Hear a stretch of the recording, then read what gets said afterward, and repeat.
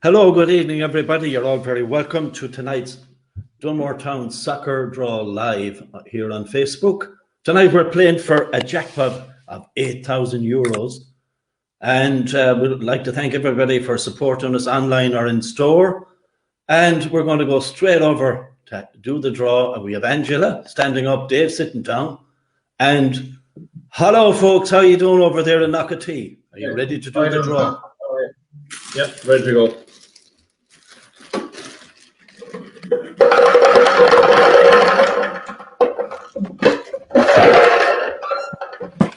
Numbers. Okay. First number out is 2. Number 2.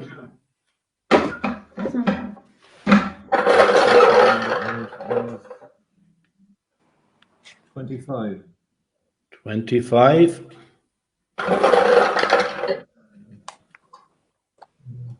20. 20. Next one is 32. 32. So just a recap on the numbers. So we have 2, 20, 25 and 32. Yeah. So if you have all those 4 numbers, anybody out there, you're going to win a jackpot of €8,000. Match 3, and it'll be €100. More than one people, match 3. It'll be shared amongst them. So good luck to everybody. And while Dave and Angela are checking out the stuff, Dave is going to put on a video there. It's an FAI back to training video. As you all know, training started today. It became legal to be back out for under 18s. And unfortunately, we weren't able to go yet because of the works done on the pitch. But we'll let you all know as soon as possible when we're ready to go. So, Dave, as Gabe Byrne used to say, roll it there, Cllr.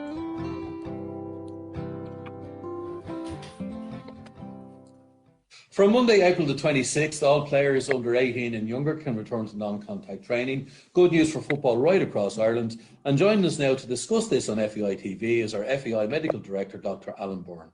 Alan, you're welcome back to FEI TV. Thanks very much, Cathal. This, Alan, of course, is the next step towards a return for all football at all levels across the country. How good is it for us to reach this milestone, just for the under 18s, but also for football in general?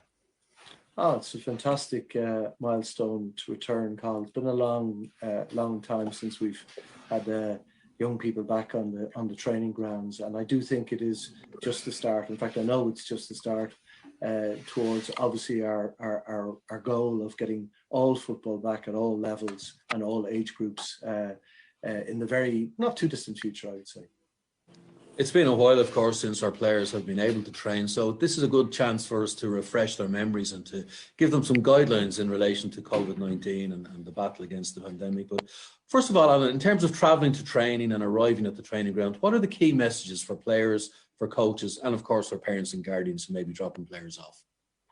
One of the key areas really from the point of view of safety in terms of travelling to training sessions and traveling to and from training sessions is to avoid carpooling. Now, I'm a realist and I understand sometimes this will be unavoidable. It's just the nature of things, but we know it is an area where close contact can arise. And, you know, if a case arises and you're a close contact with that person, well, then you are also out of action from a training viewpoint. And also to avoid public transport. So carpooling to be avoided where possible, and to avoid public transport. Many parents and guardians, of course, will want to be the ones to drop their players off, particularly when we're dealing with the younger ages. What are the key messages for them around the training sessions and their involvement? Well, I'm sure the parents and guardians, like all of us, are absolutely delighted that their loved ones are heading back to training at last. I think, they've obviously played a huge role in all of this since it began. But I think being really careful about the drop-off and pick points around training. I'm just going to emphasize the carpooling, which I've mentioned already. I think maybe if I was to reflect on the last year or so in general around this, I think behavior and leadership are two key components around the prevention of getting COVID. So obviously children look up to their parents and guardians, and that whole role in terms of leadership and behavior is key. So the preparation for training will be in the car, maybe communicating to their loved ones about, how great this is, first of all, to be back training, but also how we need to protect that and look after that, because we don't want anyone to miss out because they're a close contact of anybody, or they become unwell as a result of COVID. We are, of course, returning with non-contact training in pods of 15 and with child safety in mind, etc. So there's 2 coaches and 13 players in the pod of 15. And of course, there are so many things that a club need to do. A COVID compliance officer, for example, needs to be present at all training sessions. What are the other things clubs can do, Alan, in terms of dressing room access, in terms of toilets, etc.? Well, we know for a fact, obviously, that indoor settings are significant areas for viral transmission. So there won't be the use of dressing rooms. And I'm hoping, obviously, the weather is lovely today. Hopefully it stays that way. We're coming in towards the summer, and it'll make the fact that we can't use dressing rooms a little bit more palatable. But I would still emphasize all the same things we've been talking about. If you don't know how you get COVID-19 at this stage, I think you'd have to be on Mars. So it still boils down to all of the same things around the good behaviors about keeping your social distance, wearing face masks, hand sanitizing, all of those same things need to be consistent. There's a lot of repetition, but the aim is to get all of football back safely.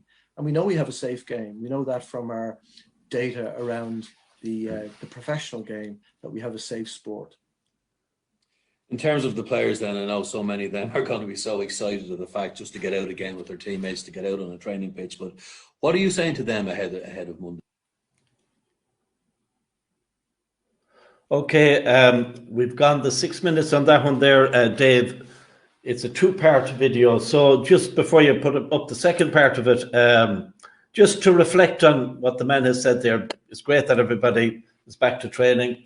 I hope some of our people who are managers are looking in tonight. And just to refer back to a statement I read out last week about the European Super League. I'm glad that our fellow league followers in England decided to take and follow the stance of Dunmore Town AFC. We were the first club to come out and denounce the European Super League and said that we weren't going to take part in it. So I think we'll have to take all the kudos for that one, for the destruction of the Super League. So Dave, we'll go with part 2 of that video there, and then that's what it's all about. Most of us who played football played it to enjoy it and participate. There's a fantastic physical benefit, but there's a huge mental benefit for all of us, whether you're a coach, a parent, a guardian, or particularly a participant. So I would encourage everybody to embrace it, enjoy it, protect it, because we want to keep going with our plans to reopen all of football. And for coaches, Alan, what can they do to ensure safety, both for themselves and for the players? Yeah, I think that's a very important point, Carl.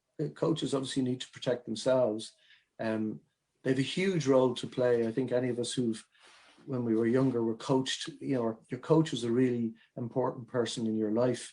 So coaches have a huge role of influence on their the children that they're coaching. So in terms of behavior and leadership, things I've mentioned already, they're really important. But I think we mustn't get away from the fact that we need to enjoy this. This is something to look forward to. We've been waiting on this for some time now. So the enjoyment is a very important part of all of this, and it's something we shouldn't lose sight of. I've heard you say this many times, Alan, and I'm just going to ask you to repeat it because we are so close now to a return to training for 18s and under. In terms of COVID-19 doesn't care who you are, does it? No, it doesn't. I've said this many times from the beginning. It doesn't matter if you're the coach, if you're the parent, the guardian, if you're the best player on the team, the worst player on the team, the captain, the top goal scorer, it doesn't care. Just looking for a host to infect. And it's best to make sure you're not that host. So just want to wish everybody all the best for Monday, and I hope we will be looking forward to a full return to football at all levels and all age groups in the very near future. We've had a very good week, Alan, with webinars with all the COVID-19 compliance officers from clubs right across the country, right across all the affiliates, all the associations, all the leagues, etc. So much information has been gathered over the last year, hasn't it? And that is now available to the clubs through the FEI website, through the frequently asked questions, documents, etc. Absolutely. We've accumulated a huge amount of information. I think people in general know a lot about all of this, but we have a huge resource on our website that's accessible to anybody who wishes to look at that. And we're also very amenable to being asked questions that may arise that we haven't answered, and that can be accessed through our COVID checklist. And that email is covidchecklist@fei.ie. And finally, Alan, I'm sure you'll join me in wishing everybody a safe return to training from Monday. Absolutely, that's what it's about. I've said a few times about enjoyment. I'm excited by it. It's great to be, heading towards this day, and I do believe it is a real beginning for us as an association and as football lovers to get back at all levels of playing and training in the very near future. So thank you very much again to Dr. Alan Byrne, FEI Medical Director. As I said, FEI website, fei.ie. If you follow the links through the domestic channel there, you will find all the documentation you'll need in terms of COVID-19 compliance, regulations, frequently asked questions, and of course our safer return to training protocol document, which has been updated ahead of the return on Monday, the 26th of April. And as Alan said, COVID checklist at fei.ie. It just remains for me to say on behalf of everybody here at the FEI, to wish everybody a very safe return to training on Monday. And as Alan has said, please do stay safe. This is the next step in the return for all football at all levels. And we wish everybody back on Monday the very best of luck and the very best of enjoyment. May God bless and keep you always. May your wishes all come true. May you always do for. Okay, just before we get on to our next guest there, thank you to the FEI for making that video available to us, and thank you once again to Dr. Alan Byrne, who's the Chief Medical Officer for the FEI, in just telling it as it is and wishing everybody all the best for soccer, and hopefully in the not too distant future we'll be back playing games. So we will go, I was going to say, from the sublime to the ridiculous, but that would be awful unfair on the man who's in front of us there at the screen at the moment. Welcome, Cllr Joe Sheridan, to our StreamYard show at Dunmore Town Lotto Show tonight. So how are you keeping, Joe? How are things out in Milltown?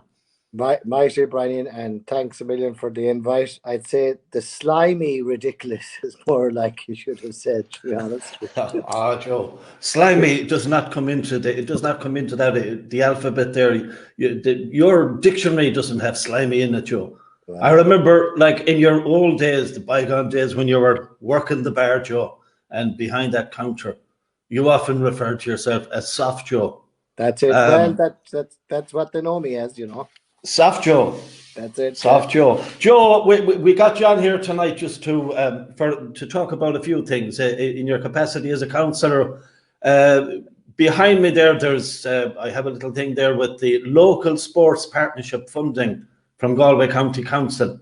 Can you elaborate on that for us? And well, the Galway Sports Partnership through our offices in Lisbon. And by golly gosh, are they hard offices to find. I've got lost twice trying to get to them.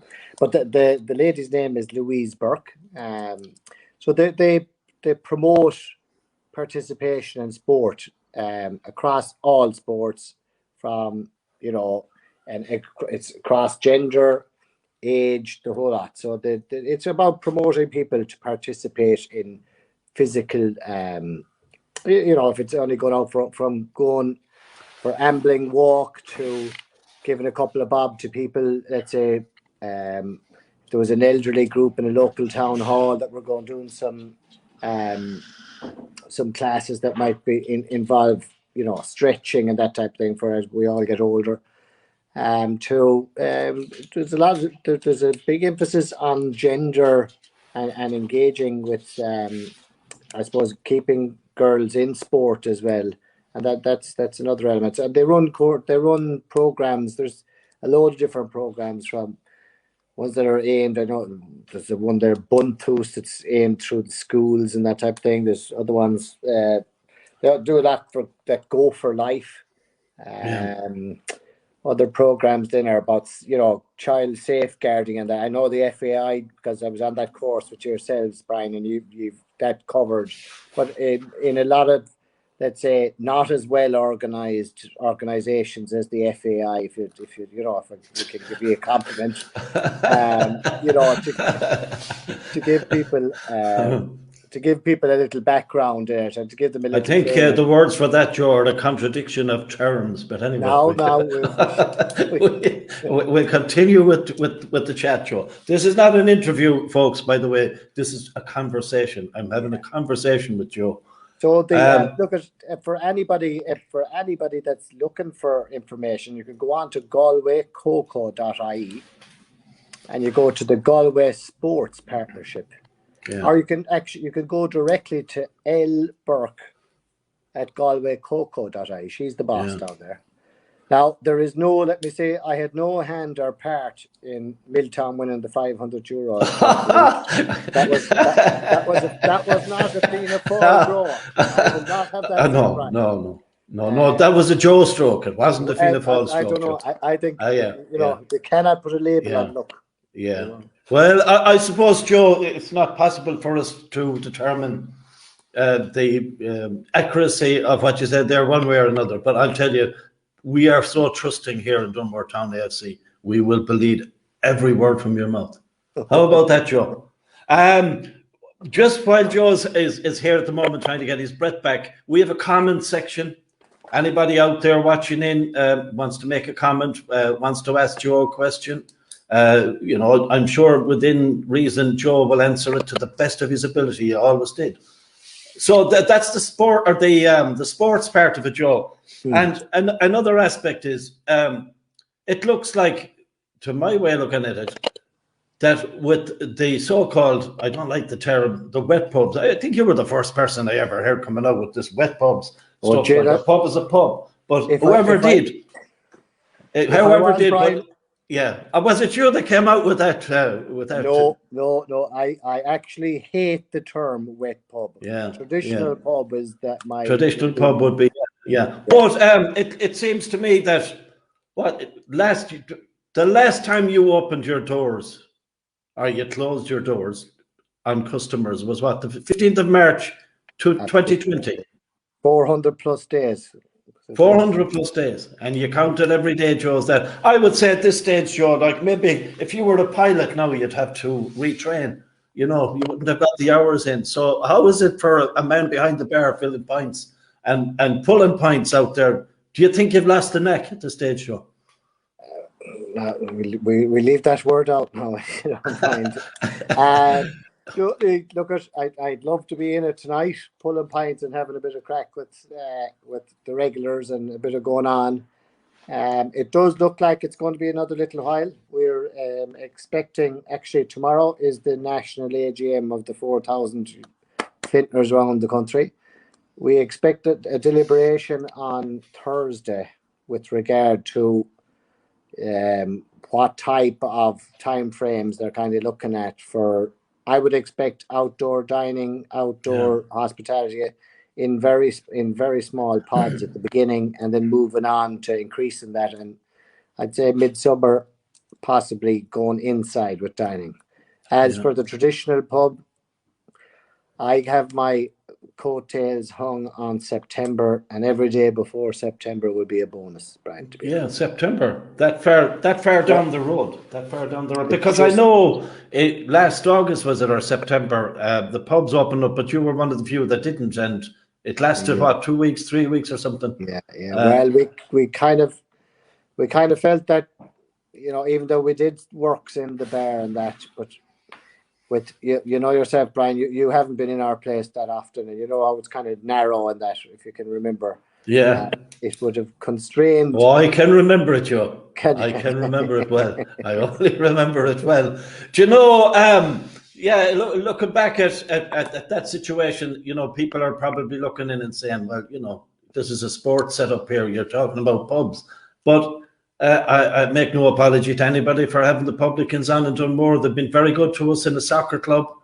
As long as I've been involved in the club, we've been able to go around, put envelopes into the pubs, like other premises as well. But, you know, at the moment, you've got, I think, 5 or 6, many pubs still functioning in Dunmore, Joe. You have I think we've five- six live licenses. I think. yeah, 6 left. And, you know, it was on a Monday night, well, on a Saturday night, we went out and collected our Lotto envelopes, and, you know, with people outside, going out on the night time, probably more so in the past, we got more stuff done. But on a Monday night, you would get some Lotto tickets, pick up the loose ones and stuff like that. And, you know, David, it probably know more than I would about the loss to us of the fact that the pubs aren't open for the revenue. And then we used to do the draw in Robbie's place. I know we had a quiz in your place the year before last for our under 16s. In Martin, in Martin's pub down there in the castle, we had the Dunree. We had other functions there in Donlan's bar. I know after matches, particularly with younger people coming from other clubs, we go in there and have our food, and we get our stuff from the Chinese, and all the pubs, David Lane's, Mary Howley's, everybody has facilitators. Have I mentioned them all now, Joe? And so has Welch's Bar. And It's like that's votes. why It's like votes. Don't leave anyone out. I think I've mentioned them all, the ones that are still on the go. But that's why, you know, we have the publicans on, and you're representing the publicans of Dunmore and of the county, or is it the North County that you're representing the public? No, I'm the county chairman of county and city. Yeah. County and city, yeah. So, you know. No, by the way, nobody else wanted the job, right? Nobody else, yes. So everybody else step back, and Joe stepped forward. Yeah, was that yeah, it? Yeah. yeah. Well, Joe didn't step. Joe, what's this thing about the small steps thing? You got caught out in your own philosophy. Was That's that it? Yeah, we're trying to judge Yeah. these days. Yeah. So, you know, I not to probably forget, said it to you. not to forget the old Pat Nestor. He was a great man for the soccer.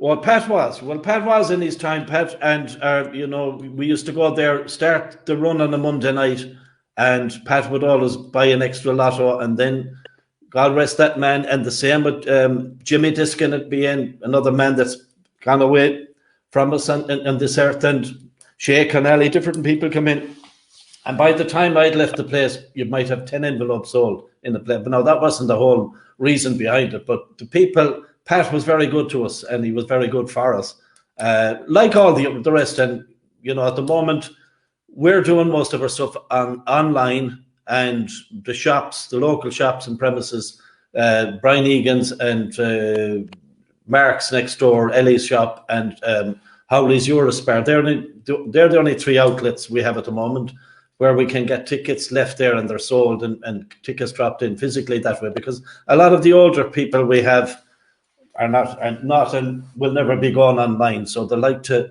get the envelope, do the ticket like what they did before, and drop them in. And, you know, we just appreciate all the publicans for that, for what they've done for us in the past. You know, I saw something recently there or I heard a public in Dublin saying that, and it was kind of reiterated with your brother, Cahill, when we were over there at some shindig a good while ago. It was in legalized terms. And that it takes, this guy says it takes 30 days to make a habit, and it takes 90 days to break a habit. And he was saying that people who were regulars in his pub, when the time came to go back again in Dublin, a lot of them didn't come back. And I think Cahill was kind of saying the same about what has happened is, and I know you've been out there pioneering the more or less the chance or the danger that the rural pub is on its last legs, and you know, it's time for us to do something about it. And is it going to win this battle, Joe? Well, I tell you, Brian, now, and it's a nice lead into at the minute.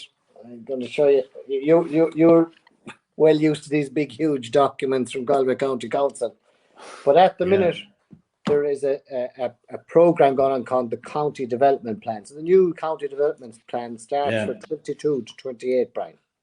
And within it are the guidelines and the constraints for rural housing, for little villages, bigger villages, small towns throughout it. And over the next couple of weeks, actually in 3 weeks' time, it'll be put on public display. And there will be an opportunity for the members of your soccer club and of any other sporting organisation or people that live in the community to be able to have their say in what will go into it, because there are some elements of this document that are very, very dangerous to rural communities, to the way that we all live our lives in rural communities where, you know your neighbours, you know their grandfather, you know the name of the dog, you know that tight fit that's normally part of rural living. And we have the National Development Plan has brought down huge constraints on the way people will seek planning. And over the next couple of weeks, if people have an interest, I'll be putting up little items, nuggets of information for them, and giving links to where they will be able to submit. So let's say for rural housing, a lot of people live in outside of settlement areas where you have the half-acre site, the septic tank of that. There is a huge constraint coming on stuff like that, which will have huge repercussions for a town like Dunmore, where the small businesses like my own rely on the people in the countryside around it to be able to maintain the establishment and to be able to maintain a business, and for the shops and for even to keep library services, to keep children in school so that there'll be enough teachers and better facilities.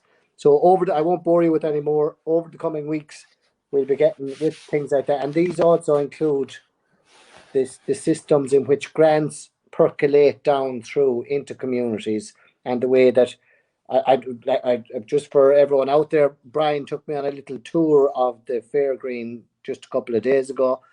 It's a fabulous little walk around the job. Connects up lovely with the river bank and that connectivity issue, and that they're the types of items that come in under this that will allow monies to flow to projects like that going forward. So look, I won't say any more about that. No. Well, just to lighten it a little bit there, Joe, we have another little video of one of the most famous publicans ever in this country. It's a little video. I think Dave probably has it ready to line up there. John B. Cain and the importance of drink to him. Born into this world with such a passionate love of liquor as myself. It isn't just that I love liquor for the taste of it. I love the plop of whiskey into a glass. I love it. I love to listen to it. I love to see the cream on a pint. I love the first powerful, violent making me jealous impact of a glass of whiskey when it's thrown back in me and when it hits the mark below.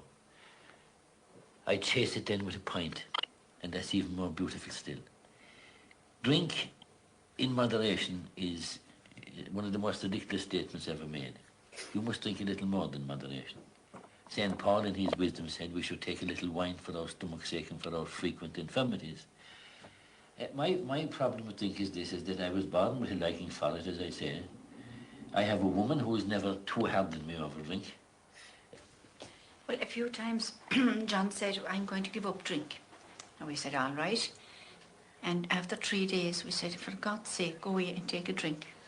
He was walking up and down, banging doors up and down the street, bars of chocolate. So we said, you drink it. There it is now. Take it and drink it. That's the way we feel about him. We think he has to have a drink. He needs it, and it keeps him happy and relaxed. And we like him to take a drink. And I like him to take a drink because of that. People will get what impressions they like, and people look at me from an attitude, from their own point of view, from their own interpretation of life itself. They view me through the very often distorted lenses of this impression. They look through a glass. And while the glass and the lens might be the right strength, the distortion lies in the brain behind the lens, and that is what they see. Very good. Come on, John. I can see people outside there now, their tongues are hanging out. Licking their lips. Want to go for a pint. The women have done more. Please tell your men, get out there and have a pint. That's the message you were taking away from here tonight. Dave, if you're there in the background, you might come back in again, and Angela. Do you know, that's making me very thirsty. But Angela, do you send David out and get out of the house and go for a drink? Do you say that to him? your sound is gone there, Dave. No, we're back on. No, we have you back. So, Angela, you'll have to answer that question again. As I Joe said asked you no to. comment, Brian. No comment, was that it, Chad? That's what I thought you I'm said. not All gonna right, you encourage know. you. Yeah. You're picking me up on the way in, Joe, the next time you open. I will bet there'll be a stampede. Dave, how did the Lotto go tonight? We had a match 3 tonight. Match 3. Okay. Yeah. And no jackpot winner. Iggy Mitchell in Friars Walk. Iggy, oh, well done to Iggy. Iggy occasionally watches in, so well done to me. He's on, I'm not sure, was it Howley's or Ells where he leaves his. So it was one bought, an envelope bought, not one online. the shops, yeah. Bought the shops, yeah. Yeah, well, congratulations to Iggy on winning the €100 for getting his match 3. Remember, folks, you can do our Lotto online. Going to the Club Funder link, is it there? Club Funder, yeah? Club Force. Club Force link. I always get that one wrong. Or you can go to any of the 3 premises available that do it through. Actually, there's 5 in town. 5 now. Who else are we doing? We have Egan's. We have Mark's. Ells. And John the Hardware. Well, John the Hardware and Mark Jennings. Apologies to Mark and Joe advised me there a while ago not to leave anybody out, and I did. Mark Jennings, if you're watching in tonight, mea culpa. And the same with the West. No, he's not. He's what supporter is Aston Villa? John? Oh, he's a Villa supporter. He's a Villa supporter. The Villa supporter he would be. More, I think is where he's living. So look, we've gone over the 32 tonight. That's not bad for half an hour of chat and a little bit of information and a little bit of thirst quenching talk there from Joe and fighting talk from him as well. And I'd like to thank Dave and Dave and Angela for doing their draw again tonight, for putting up the stuff there, the videos and all the background work that the two of them do in collecting the tickets and sorting out the raffle. It's not easy, but somebody does it in the club, and it's great that they do that. What are we looking at there, Joe? A drop of what's that? A drop in a puchin. Sure, you couldn't go to bed without a drop in. Oh, jeepers, yeah, you could, Joe. You mightn't go to bed. That's the problem. So thanks to Angela and Dave, and to Joe, the councillor, Joe, the publican, Soft Joe.